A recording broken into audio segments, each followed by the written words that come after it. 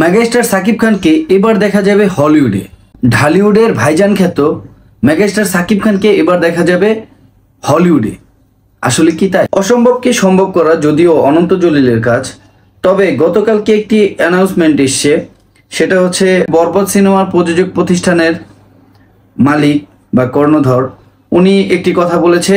ওনাকে একটি ইন্টারভিউ নেওয়া হয়েছিল, জিজ্ঞেস করা হয়েছিল যে আপনারা কি সাকিব খানের সাথে পরবর্তী সিনেমা করতে চান কিনা।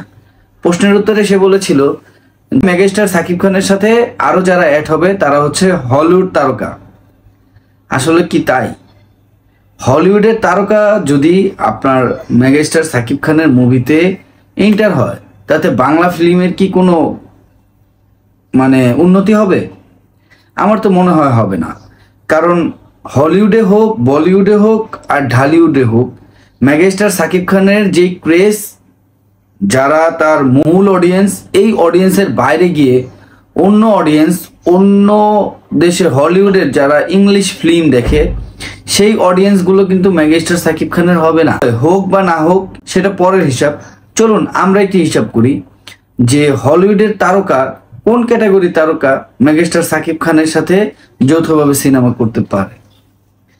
আমার জানা মতে বাংলাদেশে এরকম অনেক মুভি আছে যেগুলোতে আপনার বিদেশিদের, বহিরাগতদের বাংলা ফিল্মে এন্টার করা হয়েছে। এর মধ্যে আমি দেখেছিলাম অনেকদিন আগে একটি সিনেমা, সেটার নাম ছিল হচ্ছে চাই ক্ষমতা।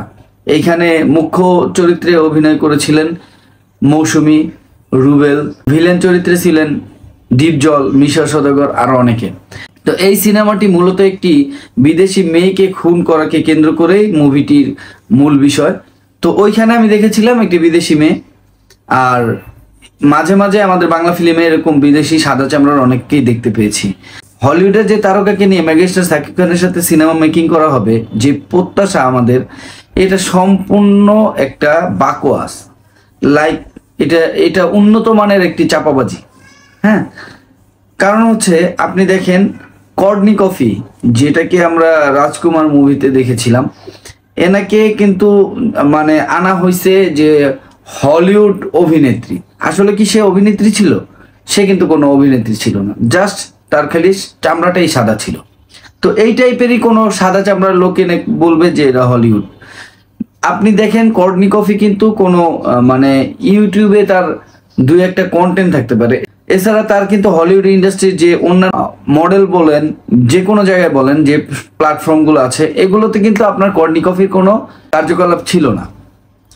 আমার মনে হয় হলিউডের কোনো স্টারকে কাস্ট করা আমাদের সিনেমার জন্য অনেক কিছু হবে, এরকম কিছুই না।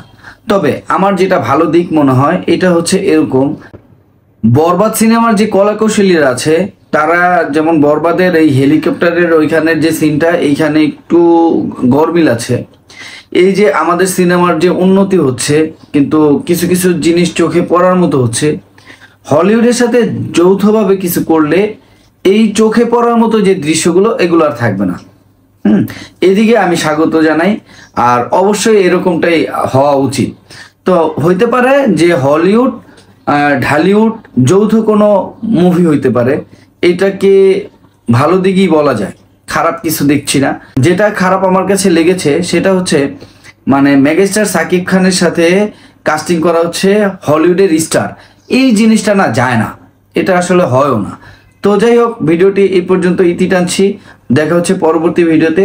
ততক্ষণ পর্যন্ত ভালো থাকবেন, আর আমার চ্যানেলটি খুবই নতুন, সাবস্ক্রাইব করবেন, বেল আইকনটি প্রেস করে আমাকে আপনাদের পাশে থাকার সুযোগ করে দিবেন। ভালো থাকবেন, আল্লাহ হাফেজ।